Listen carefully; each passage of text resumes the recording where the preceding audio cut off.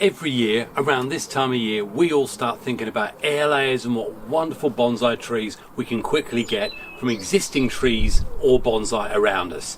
And for the last couple of years, you've been seeing me taking air layers and you've seen some wonderful success I've had. But you've also seen a few that maybe looked great, but really struggled. Well, do you know what?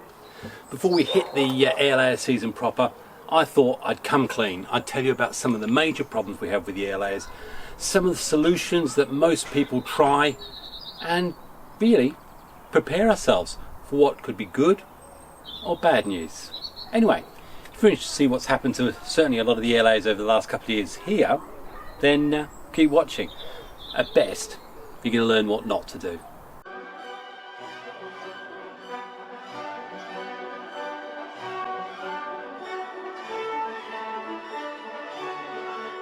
Hi, it's Xavier. Welcome to my bonsai retreat, and right now it's the second or third week in April, and right here I've got one of 3 or 4 very successful Japanese maple air layers that I took 2 years ago, courtesy of my very kind neighbour Carol.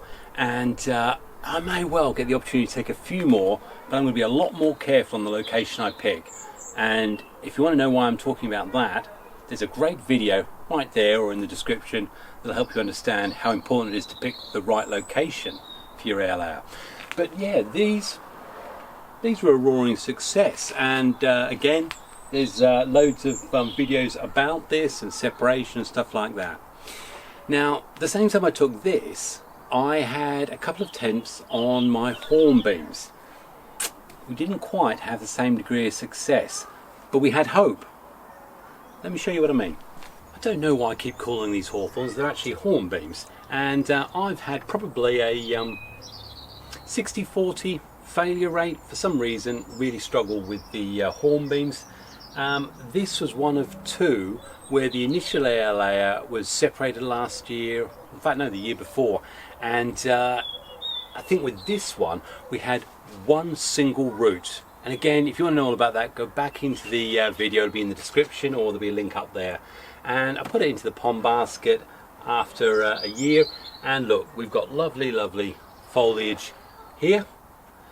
Unfortunately, a back branch down low down didn't make it, but we have got signs of life and growth closer in here. So although these ones are clearly dead, and I'll deal with those at a later stage, that's actually managed to get through. But the key thing is, it still had one very strong root. So it goes to show, if when you separate your air layer there's a sign of at least a root, then don't give up. Put it in, like I've done here, into a pond basket or whatever, and then look after it in a shaded part of the garden, because that's where this has been all through the last year, a shaded part of the garden. It's wonderful, it's looking great. Now conversely, I also had one 2 years ago when I separated that had absolutely no roots, but the cambium had started forming a callus. So I thought, you know what, let's give that a go.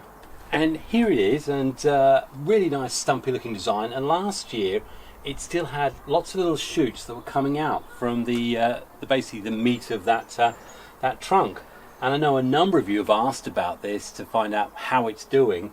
And to be fair, for all of last year, bearing in mind this was alive for 18 months after being separated with absolutely no roots, even I started to think it was going to make it and defy the odds. And I know there's a few of you, if you go back into the comments, you'll go, yeah, it's dead, don't waste your time. Well done, you got that right. Well, yeah, it clearly hasn't made it. The only thing that's really survived and done well is this weed. Unfortunately, that won't make a good bonsai. I can tell by wiggling it that there's nothing there. You know, if I want to be really sure, there's no new, well, there's new buds closer in. So what I am going to do is, despite the fact I know they're going to come to nothing, I'm just going to snap off and see what we've got closer in. And it's really bizarre, because if you look in close, it's green. Is it alive? At this stage of the game, I'm really not convinced it is. Do I have a look and see if there's any roots? Well, for the sake of this, do you know what? We're going to have a look. Now, I must be honest, when I did that cut test just then, I really didn't expect to still see a sense of green within the cambium. You know, been separated for 18 months. But I need to know, because it's very, very weak in there. I need to know if there's a root. You can see here from the coloration here, that is definitely a very, very dead looking brown colour. So come on, let's bite the bullet, let's find out whether or not anything's come of this. And I think this is one thing I will say, if you are looking to investigate something where you're not convinced there's going to be much roots, it still helps to be just a wee bit careful.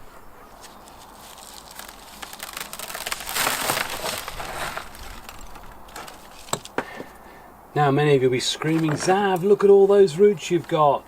You'd say, lovely, that's what's kept this weed alive. That's weed's roots, look at that. That's got a lovely structure of roots, and I only wish the bonsai had that. And then we'll see it for what it really is. There's nothing, absolutely nothing. And to be fair, I opened it up a bit more and that's what it looked like. I think the intriguing thing is though, is look how green that is in there. I mean, I could say yes, try again, but that's what it was like last year. It hasn't changed. If anything, more of it's died. So look, I'm going to call this one. How it's got all that living stuff in there still. I mean, there's a lot of arguments saying that it's absorbing through the callus, but yeah, I don't think so. Now last year I did a number of air layers on what I call my Yamadori dig trees. So these were ones that either I dug up in 2020 or 2021, or indeed a couple of them may actually be trees that have just been planted in growing beds for a long time, really long expanses. And I thought, you know what, they're going nowhere. I'm either going to do a trunk chop and try and grow from a stump, or I'm going to see if I can get an air layer. When I inspected the air layers last year, on 3 of them there was absolutely no signs of roots. So what I decided to do is, loads of weeds. What I decided to do is to keep the bags on, put them into a protected place, and see whether or not any roots grow over the winter. Now as you can see here, there's a fine head of foliage on this hornbeam, and there's absolutely no sign of any shoots coming from down below on the actual base. And normally if the top's gone, then the tree responds by shoving lots of new shoots and suckers from down the base. This tree probably feels it doesn't need to, which suggests that we've either got some roots, an air layer roots in there, which I'll be really happy about, or it's bridged the gap. So either way, I'm not willing to wait any longer. I want to know and see what's gone on with it, because again, it's a decision about priority of time where we put stuff. If this hasn't worked, then well, I'll be intrigued to know why it's green. So we'll release the bag.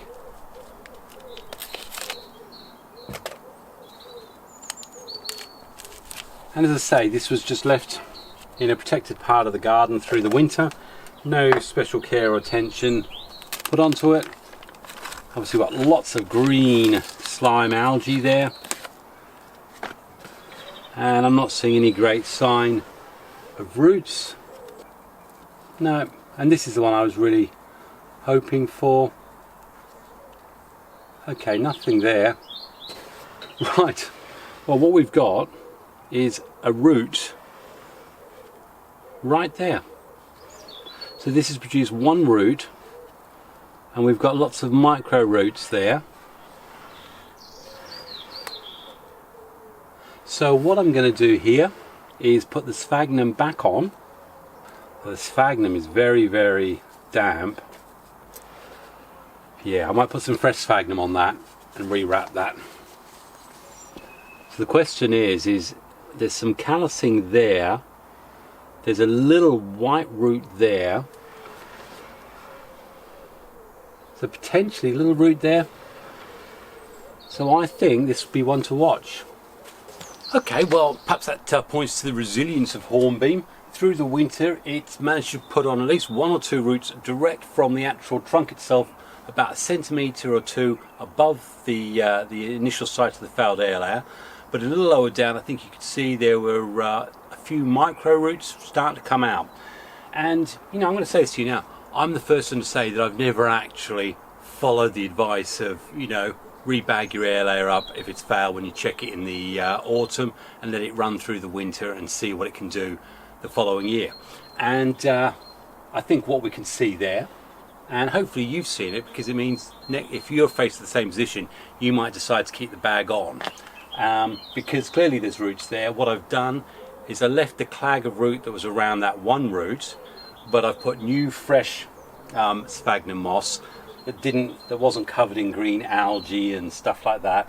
Very, very wet and soggy, and that again could be an indicator of a problem that was with it. That's now freshly tied in. I'm literally going to put it back down in a protected part of the garden, and hopefully in this case we've got lots of leaf mass.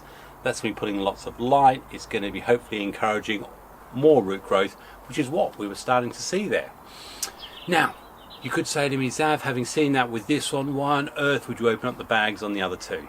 Well, what I did notice was they were very, very wet inside. And I'm starting to feel that, like 3 years earlier where I overwatered stuff, this could still have had too much water in it. So I'm going to check the other two and see if we've got similar sort of issues.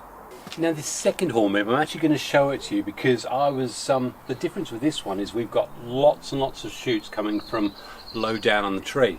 That could suggest to me that the tree is triggering survival instincts lower down. But again, if I look up here, we've still got a lot of greenery. We've also got some shoots coming out from the actual bag itself, and there's shoots down the base here which have been going up into the bag. So in this instance, although my desire would be to leave the bag as it is, I also notice there's lots of heavy green moss in there, which again says it's very moist. I don't want there to be a tangle of all sorts there. I really like the look of this, but I'm going to do the same thing, have a look under the bag carefully and see, clean it up, get rid of a lot of this stuff here, and see if we have actually got potential roots that can develop through this growing season. There's not as much green growth as perhaps the other one had, but I'm inclined to think we're going to have the same sort of results, to be honest. And that, say, I don't like the sign of that. That is very, very green. I don't like the fact these roots are going there, so I'm going to get rid of those now.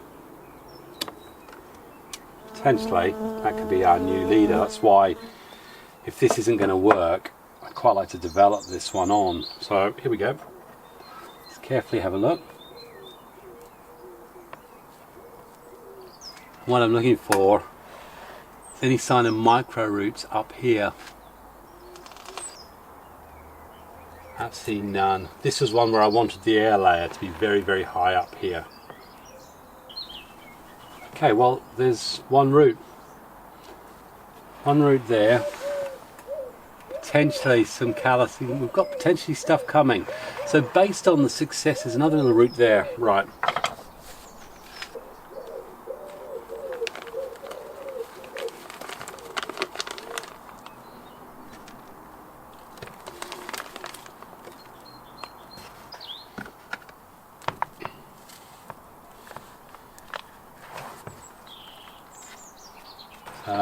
That'll hold that in place while I can put some more wire across the top.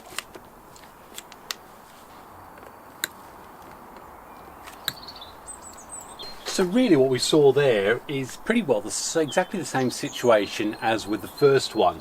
Again, many of you are saying you could have just left the bag on. You know, maybe even the fact that we had this really, I mean, look how wet this was. I mean, if anything's an indication of why it didn't work, that probably is. So much algae in that you probably wouldn't have got any sort of transfer of oxygen. So what's probably happening is new roots coming out. They're getting absolutely saturated, never really living long enough to do anything for the tree. But we have still got loads of leaves on it. There are definitely micro roots. There's one little small 2 centimeter root plus a couple of little 2 or 3 millimeter ones. Certainly haven't damaged any of them there. I've put the new sphagnum on there, and well, we'll see. I'm going to look at the third one because that's not showing any sign of leaf growth, and then we've got another one which I put on late, which is an Italian order, and that is looking a bit brown bread. So I'm quietly optimistic about the two you've just seen. I think we might see some results at separation time in the autumn.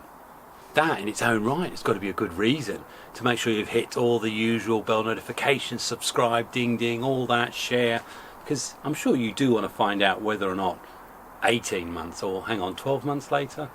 Put the Airlayer on, yeah, I put the Airlayer on 11 months ago. So let's have a look and see what happens in another 5 months time maybe. This third one, a lot less developed, and when I had a look down there, we didn't have any big roots, at all, but we did have some very micro white dots which could associate with root production. This, as with the other two, no signs of bridging at all. So the only way that can be getting moisture is either, well, through the core. I know you can get some through the heartwood, but we did have the issue down here of we had some, I think we had that scenario of the downward growing roots or whatever from the top here. That's definitely a root. The only bad thing is the soil on this is pretty poor, to be honest. So I've rebagged it and it'll sit with the other two, and we'll look forward to seeing what it looks like in maybe three months time. So now we come to the real issue. We come to the Airlayer that has definitely not worked. Now this Italian alder I actually put on later in the year, so I was interested to see how it would work out. And when I say later, I actually put this one on, I believe, in late August, perhaps even in September. I'm saying it's not worked because we've had absolutely, because it fell off its perch, like that bird that's singing up there. Sometimes things happen. Yeah, we've got absolutely no upper growth here. There's no sign of budding, and as you all know, I find Italian alder to be one of the easiest, most tolerant and hardy trees going. So that's telling me that this Airlayer really hasn't gone down too well. So we'll open up, we'll have a look, but I fully expect this to be an absolute total failure. And then we'll discuss what we're going to do with it. I don't expect to see any roots at all. While I'm removing this doesn't mean that doing late Airlayers, in the summer, is a no-no and can't work, because clearly I know people who do it and it works fine. But I think in this instance I was probably asking a little bit too much of this. No sign of any particular roots there, and that area is very brown. That's very brown and dried out, so let's just carefully remove. Okay, and absolutely no sign. This is one where I put a tourniquet on it. No, we haven't even got any roots going up there, so this is definitely not going to be a success. There's nothing on there at all, so that's complete failure. What then are my options? Yes, look, we've got a little green shoot here, so potentially, what we've actually got is some bridging that's going on here. It's not dried out, so I would imagine that we're getting some moisture there. And if you look further up here, I have no doubt that it's very green there, and it is. So I've got the option where I can say, okay, well, let's cut back everything that we think is no good. But I'm reminding you now, the reason why I tried this late Airlayer is because I really couldn't see. What I wanted was to create a semi-cascade, and there's I think it's a Bonsai for Breakfast episode, because otherwise this great long trunk, I decided, really was a waste. So I spun the dice on it and it didn't work, and we're going to talk about that right at the end, because it's an important thing to consider before you start doing your Airlayers. I'm going to accept that I never liked that anyway. That was why I went for this late Airlayer, and have a look and see, because I know the roots are going to be alright, what can I get shoot wise from this base. So I'm going to remove it, and I'm going to use my new toy which I got for my birthday for my children. I've only used it twice. It's a little mini chainsaw.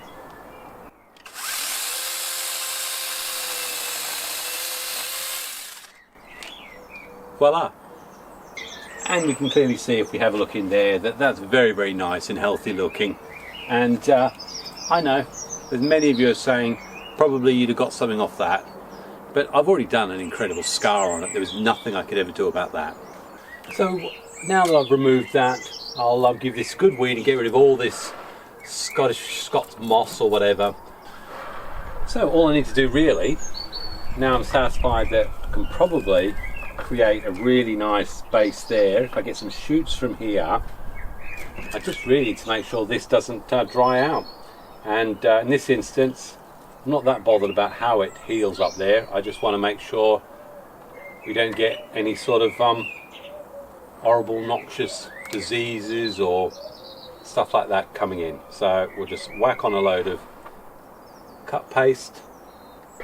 All I want to do right now is stop that from drying out, and then we'll monitor and see just what sort of shoots that creates, because I've never done a complete trunk chop on an Italian alder. Should we see how it responds? So who knows, maybe with a little bit of luck this failed airlayer on Italian alder will come good and produce something incredible sometime in the far distant future.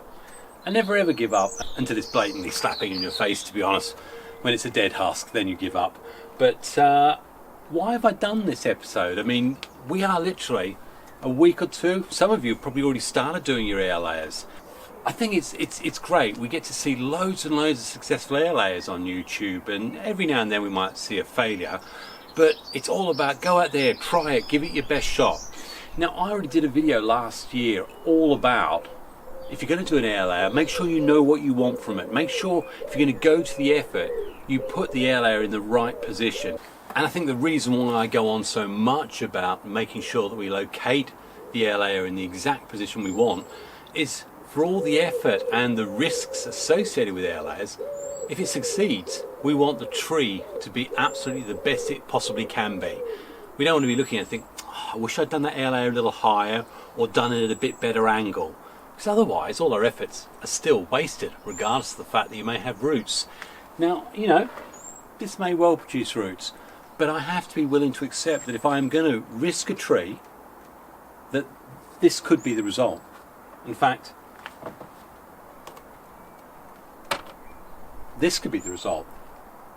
We all thought for 2 years that was going to be wonderful, but you know what?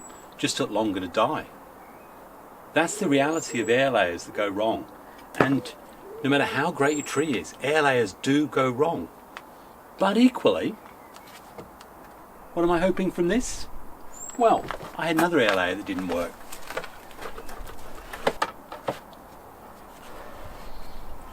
And now what we've got is this hawthorn. I wired these branches out last year, and it's all up near the top, and I'll cut it back later in the year. This is going to make an absolute brilliant little hawthorn broom. But that wasn't the intention of the airlayer. That's a byproduct. So I think today is about the reality of failure. Your airlayers can fail. You may not know why they failed. You may have a Japanese maple, a trident maple, and you've seen these videos and you think, I can do that, it's not difficult. And it really isn't difficult. But sometimes we need to be very, very aware that things fail. Now, as you know, I've got 700 plus trees in different stages. I can afford to have a few that don't do what I expect them to do. I can afford to think, oh well, and go and pick up another one from the back of the yard, because I've got so many. Have you? And I suppose that's the question, isn't it? Not to stop you from doing airlayers, but to think seriously. Be aware of the results if it doesn't work. Is the tree in such a state that you need to do an airlayer on it? If you do an airlayer on a tree, are you going to be able to salvage what's left of it if the airlayer fails? Do you have backup plans, and ultimately, emotionally even, it sounds a bit melodramatic, are you prepared for that and ready to accept that as a consequence? I am, because this is a fun hobby, and failure is part of that fun hobby. Because even in the midst of failure, I'm loving what I'm seeing there. And of course you've already seen I've had some successful airlayers. There's a Katsura maple that got put on that incredible pot created by Andy of Bonsai Crazy, and it's looking fantastic in leaf. I've also got my first ever airlayer, which I took off a common plum tree, or off a common cherry tree in the street, and literally whacked on an airlayer, no experience, no knowledge, and yeah, it may not be in the best position, but it's still alive 10, 12 years later, and it will become a great tree. So, you know, it's not all doom and gloom. There's certainly 3 of those, which I do honestly believe that by the end of this year, certainly when we look at them again in September, I reckon we're going to see at least one of them, if not 2 of them, with a load of roots that allow me to separate. And if not, well, hopefully we'll get something from the base. So really, be prepared. Go in it with your eyes open. Make sure you've done all your reading. Make sure you've checked on the success rate for the tree you're going to try. Clearly, if it's a pine, you probably want to stay clear of that if you've never done airlayers before. To my knowledge, they don't airlayer. But again, speaking to Peter Chan, he's aware of some that have had success with airlayers. So there is a never say never. But for a beginner, probably not a good idea to try that. Beech. I may try an airlayer on a beech, but I hear they're notoriously difficult. Oak. I've talked to I've talked to people about oak before. Again, from Greenwood Bonsai, Corin, he suggests that they can be a tough one to get an airlayer from.